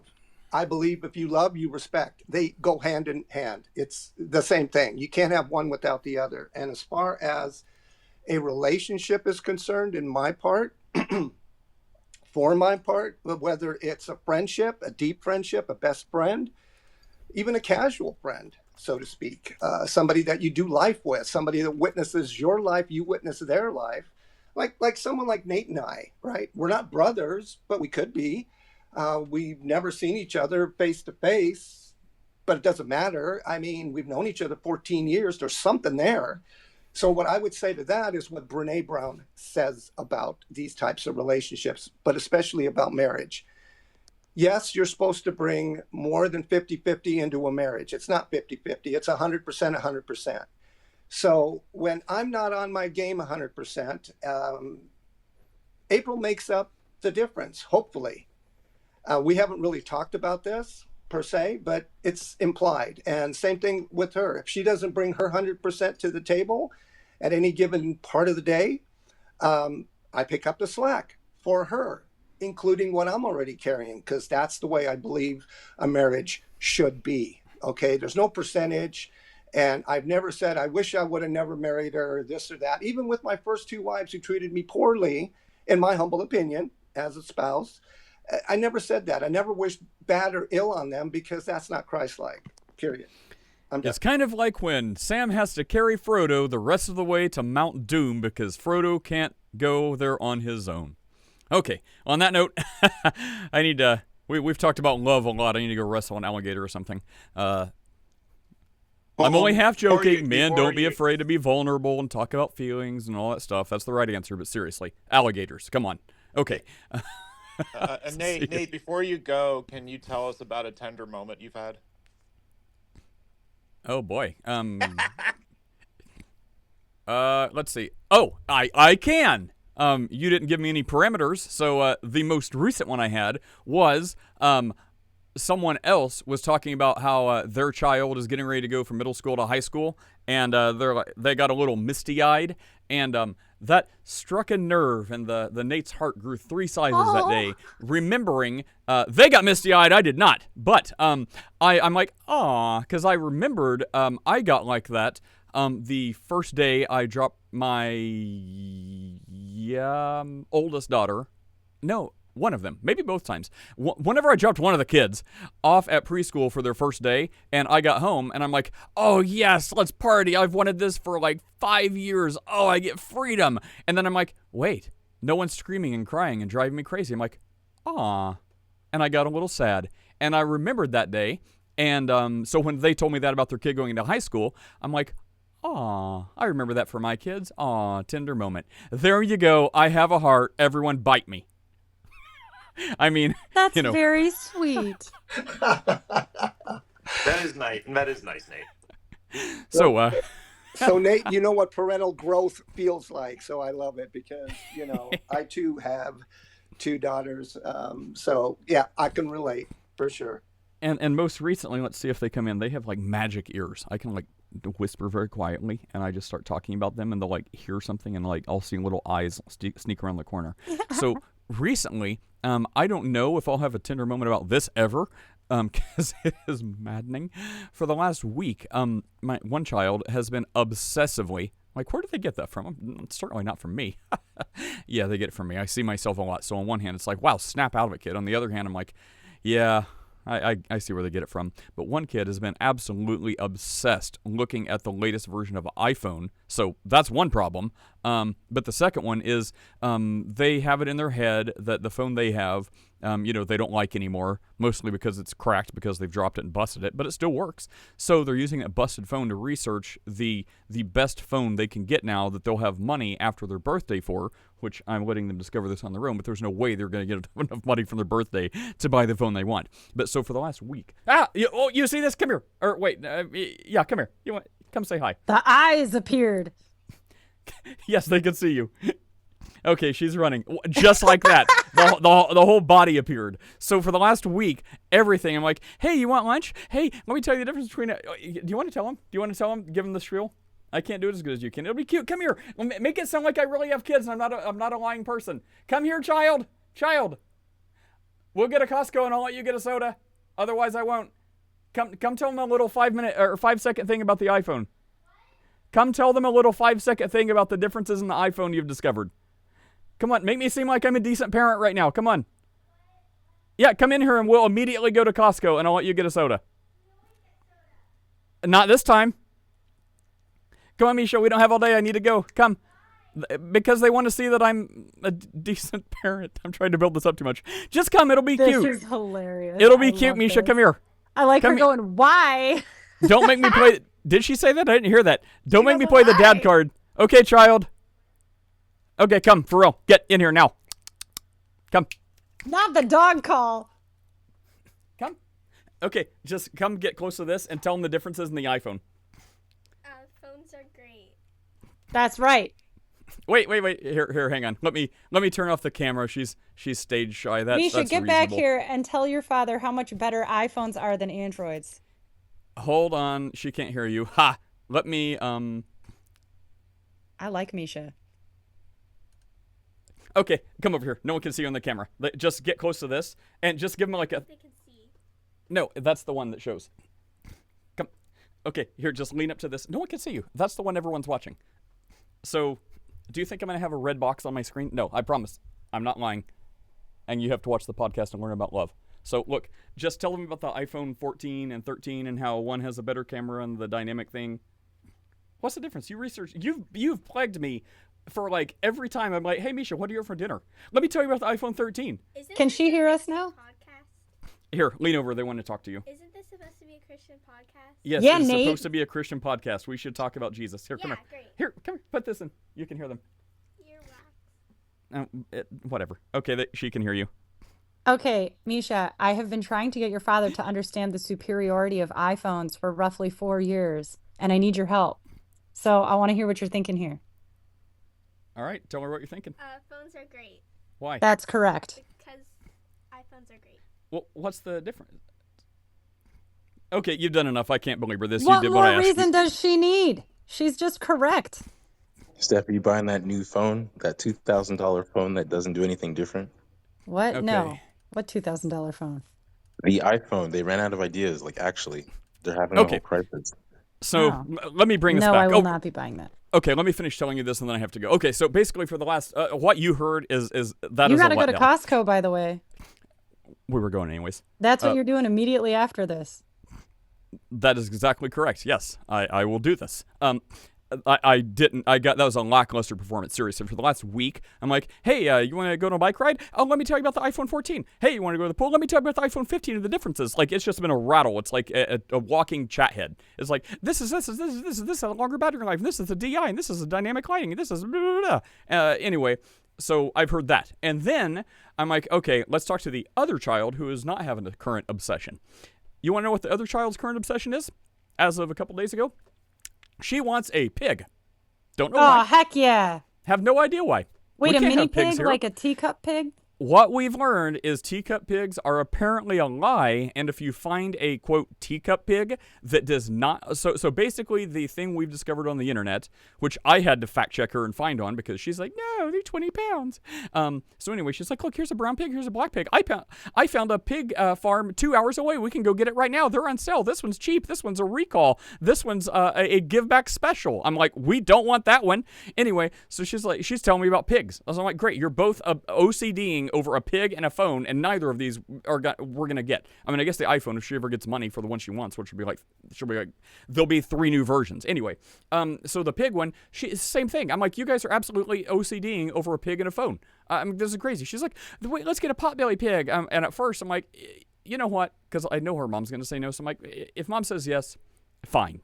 And because I would say it. If her mom said yes, I'd be like, okay, well, if you talk to your mom into it, I guess we're getting a pig. Because I remember my neighbor used to have one, so maybe I saw it when it was very young, but it was about 20 pounds. It was very small and cute. So I thought, that could be kind of fun to have one of those running around. Anyways, I think the bylaws of our community, like, are limited to like cats and dogs and like stuff in cages. So I'm pretty sure I can't have a pig anyway. But I was researching this quickly, and apparently potbelly pigs get to 100 pounds minimum. So they're like, if they're properly healthy and nourished, no matter what they say about a potbelly pig, when it reaches maturity, it will absolutely be 100 to 150 pounds. 100 is your best bet. Then there's this thing called, Ellie, what's the other kind of pig called? It's like a Landry pig or something like that, and they are apparently getting between 70 and 90 pounds, but the consensus of all the AIs that I have access to, and Google, say that your best bet for a pig is 100 pounds unless it's severely malnourished, in which case it's just going to be an awful sick pig, and by the time you feed it and nourish it, it's going to get to 100 pounds. So that is what I've learned from my daughter and Google about pig. But you can potty train them, just so you know. They do make okay indoor pets. Yes, you can litter train them, so it's like a cat. You can't like make them. So you can do that. But you can also do it with rabbits, I've heard. I would much rather have a giant, like 20-pound. Yes. What are the giant rabbits called? The giant ones. Holland, hold on, Flemish giants. Yes, Flemish giants, yes. I would much rather have one of those. And the cats would love it because, one, it's like 3 times the size of any of my cats, and my cats don't have claws. Don't tell PETA. But they would just have to be friends. And if they weren't friends, no one could do anything about it. The cats will be afraid of a Flemish giant rabbit. They're enormous. Like my wool rabbits are the size of my cat, and they're considered a middle-sized rabbit. The Flemish giants are they get to be the size of like a Sheltie. You know what I mean? They're like 30 pounds, big. right? Like 30, yeah. I know. But they have great personalities. They're very cuddly. You can litter train them. People love those things. I looked them up before. Do you know the reason why they were specifically bred to be that big? Do you know the main reason why they were bred to be that big? For eating? Yes.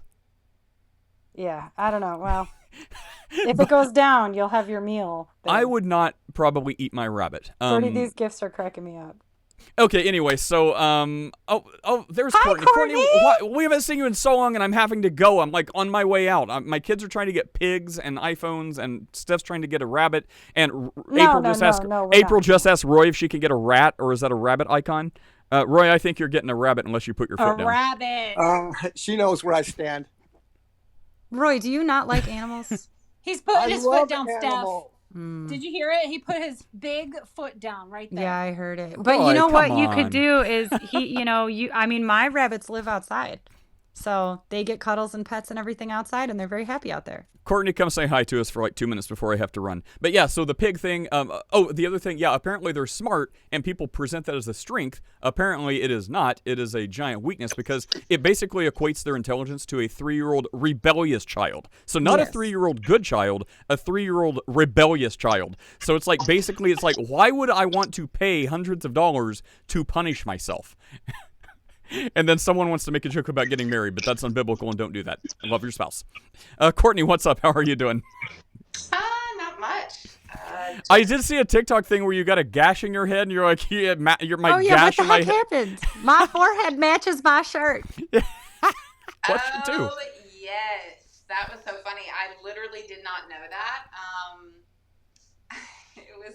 I was putting chapstick on my lips.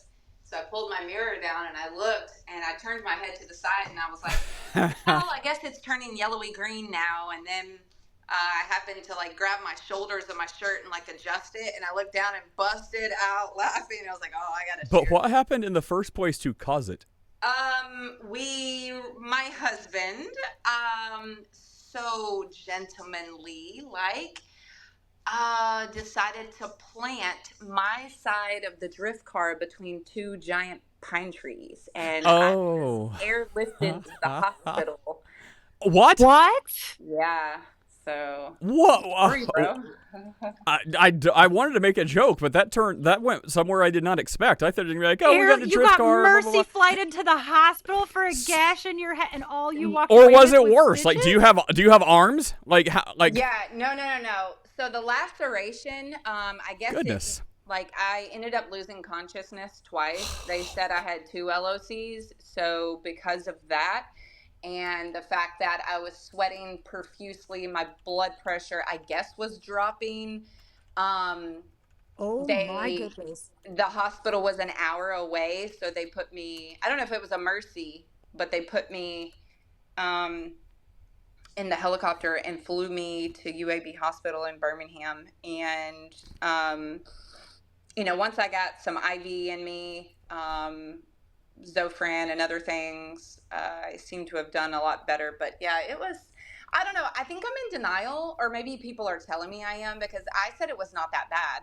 Yeah, like the laceration was kind of, dude, the picture that I posted, I don't know if you guys seen it, Steph, or, oh, she's on the phone. But I looked like I still was care. Frankenstein. Wow. Because the right side of my forehead had a giant, huge, I guess, swelling knot coming off the right side of my forehead, and it went into my scalp. So a lot of it wasn't visible because it was in my scalp. However, the laceration itself was short. And I thought I hit the roll cage, but turns out I hit a tiny, like, thin piece of metal. And so it just popped and it just gashed me open, as opposed to like hitting a blunt object, but the swelling was pretty bad. So is the takeaway from this no more drifting, or next time you're driving and your husband's on the passenger side? The takeaway is there's a lot of takeaways. One, my husband had just rebuilt the engine. It's a 240 SX, tiny car. They're basically the most ideal drift car. It's Nissan, right? Toyota. Oh, okay.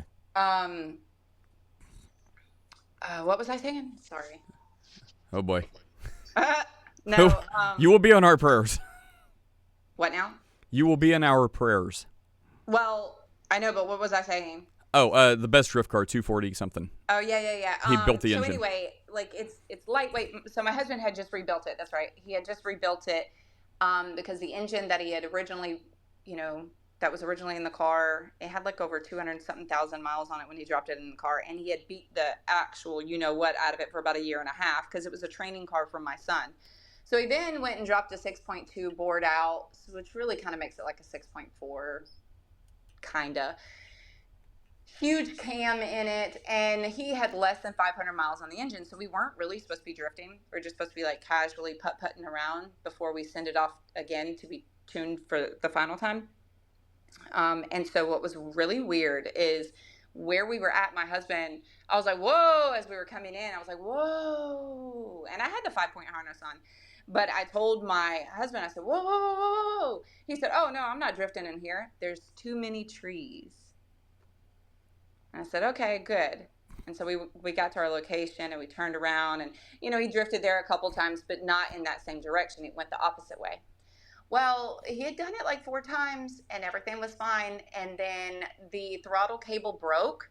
So we were in the drift on the right-hand side. He swung it back to the left. And then at the last minute, for some reason, the throttle, boom, we just floored it for some reason.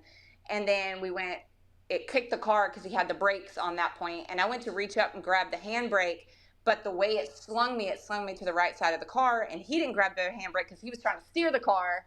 And it slung us down into embankment and planted us, my side of the car, into 2 trees. Now, if you go and you scroll up on my TikTok, you'll see 1 or 2 other videos where you actually see the damage of the car. Is it like totaled? No, I mean, it has a roll cage in it. It's not totaled, but you can definitely see where the tree made its presence on that. The roll cage literally goes up where the window, and then it curves into the tree where the tree was like, oh, this is now my space. Busted glass went all over me. I had glass in my privy parts. I had glass in my hair, in my ear. Any crevice of my body, there was glass in my shoe. And my husband, he hit the back of his head. I don't really know what happened, to be honest, as far as like after. My husband thinks, because I remember when I grabbed my forehead, I looked back at my husband because he was cussing and screaming in pain, because he hit the back of his head. And he said, babe, are you okay? And I shook my head, yeah, and I turned back towards the right, and blood was like pouring all down my face, all over my shirt, all down the car. And so I put pressure on it. And after I put pressure on it, I was looking around to see, like, okay, where are we at? What's going on? And all of a sudden I heard the fire truck. I was like, what? How did they get here so quick? So my husband actually thinks that we blacked out after the event. And I'm like, nah, bro, I don't think so. He was like, well, Courtney, it makes no sense. I said, well, maybe they saw the event happen and they just pulled over, because it took the ambulance like another 12 minutes or so. That's what it feels like to me, to get there. And then one of the employees in the area that we were in ran over and was, hey, Court, what's your name? What year is it? Who's the president? All of that, keeping me. And then I started shaking. He was like, all right, you're shaking. You might be going into shock. And I'm like, I'm good. I'm good. I'm good. I'm okay. And so finally, when the fire truck tries to wrap my head, they're thinking like, jaw of life, do we need to cut her out of there? Because the tree is very much in the way of me getting out of the car. Good Lord. And so I gained the strength to get out on my husband's side of the car. When I stand up, I was okay, but there was like glass everywhere. So the guys are like wiping glass off of my shoes, my knees, my thighs, so they don't rub together and like cut me. And I went to walk and I started to feel weak. And I'm kind of mad at myself, to be honest, because I'm like, really? Wasn't that bad? Like, you saw the event about to happen. Like, I saw the tree, y'all. I was like, yeah, we're not going to stop. And I braced for it. And yet, for some reason, I lost consciousness twice. And I don't know why. Because that's what shock does. I'll tell you real quick. My stepdad teaches martial arts, and they were doing stick fighting, which is what he does. And he broke a guy's finger. This guy is like 300 pounds, all muscle, tough as heck, blah, blah, blah. He broke his finger. He finishes the lesson with a broken finger for like 45 minutes, gets in his car and goes into shock. Like, it wasn't even a bad injury. It just, I don't know why, but your body could just do that sometimes. Well, Courtney, we're glad you're among the it was like living. 90 degrees out. And I was sweating. Oh, I'm sorry. No, sorry. I really have to go. Like, I had to go before I want you to hear came, the rest but of I the wanted story, and I will close it down immediately after. just I finish. promise. I mean, it's really, I'm okay, but it's like, No, go ahead. I mean, Yeah, I went finish. skydiving Sunday, so like everything's fine now. What the heck? Yeah. So, I mean, you if had a head injury and went skydiving? What? If your husband hasn't taken you to a nice dinner over this yet, I think you probably deserve a nice dinner. Y'all, this poor man, he is beating himself. He's mad. He's like, I built this car so safe. And here's what he says. What the hell happened? That's what he's like, what the hell? Like, he's mad that, like, he was like, I don't know what I would do if I lost you. Like, what? And I was like, you've always said when the Lord calls, that's what he's like, I know, but like, I don't want to be the one to be the reason why. And I'm like, I get it. Like, I'm okay. Dude, he's beating himself up so bad. Well, tell him that he is absolved. There's no reason to beat himself up as long as he brings you a platter of coconut shrimp. I don't eat shrimp. No, but it's a win-win. You get shrimp, and he can feel like he did something. I don't eat shrimp. Why would I? Oh, right, my bad. Okay, whatever you eat. A fig, or I don't know. What do you eat? Like steak, nice juicy. Oh, right, steak. Mignon. That I was okay. Yeah, that. My bad. Forget who I'm talking to. Yeah, it's good. Just a pile of steak. Why would I care about, like, that's dog food to me? No. My bad. Us filthy Gentiles over here. But no, like, I'm just kidding. But like, I was just thinking of my shrimp that I have that I can eat. But no, I was sweating so profusely. The fire department could not put in. I mean, I was sweating. Like, every time they grabbed my arms, they try and pull traction on the skin to stick in and they couldn't. They stuck me 4 times and then finally got an IV. And one, they got an IV and then they lost it. It slipped out. And then when they finally got the second IV in, which was like the 4th and last stick, they were like, all right, get her. And the ambulance put me on, a stretcher and put me in there. And I kept telling her, I was like, I'm going to throw up. And so they put Zofran. Like, I don't know what happened. Like, I hadn't eaten since that morning, and it was hot. I don't know. There's still a lot of factors. You just went into shock. That's all it was, which is very treatable. But like, that's it. An injury doesn't have to be that bad for you to go into shock. Okay, I apologize. I really have to go. I have to shut the room down. Pansy, so like, I don't know, because like. No, I saw a 350-pound martial artist do it. You're good. Yep. You're good. Well, don't be a stranger. Come back and regale us with the full tell tomorrow or something. Just go check out my TikTok. You see the pictures and the cars there. I hate TikTok so bad. Bro, get over it for like 5 minutes.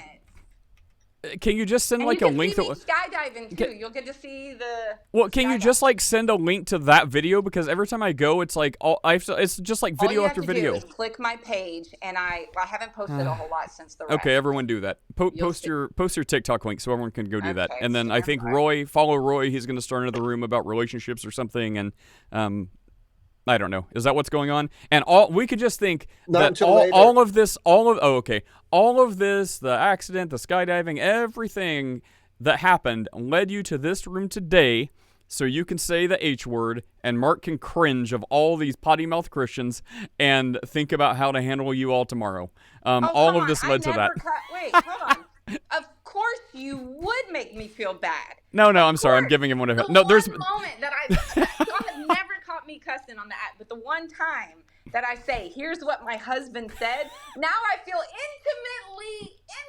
intimately like judged. Now I have to Dove soap. No, Courtney, this isn't about you. Serendipity cussed before, and we were talking about what kind of soap to wash. And Steph has done it like 3 days in a row now. I have not. You said the H word several. I mean, I know. I'm not going to make bones about that, but I mean, you know, I did yesterday. This is for Mark's benefit. Like, I posted it. Sorry, I don't like Mark. it at all, and Mark likes it less than me. But anyways, you're all fine. We're not being judgy Christians, but you know, it was kind of a theme because like 4 people did it today, which is uncharacteristic. So it's just a fun Christian condemnation moment. Okay. Gotcha. All right. Well, I posted them. You guys be well.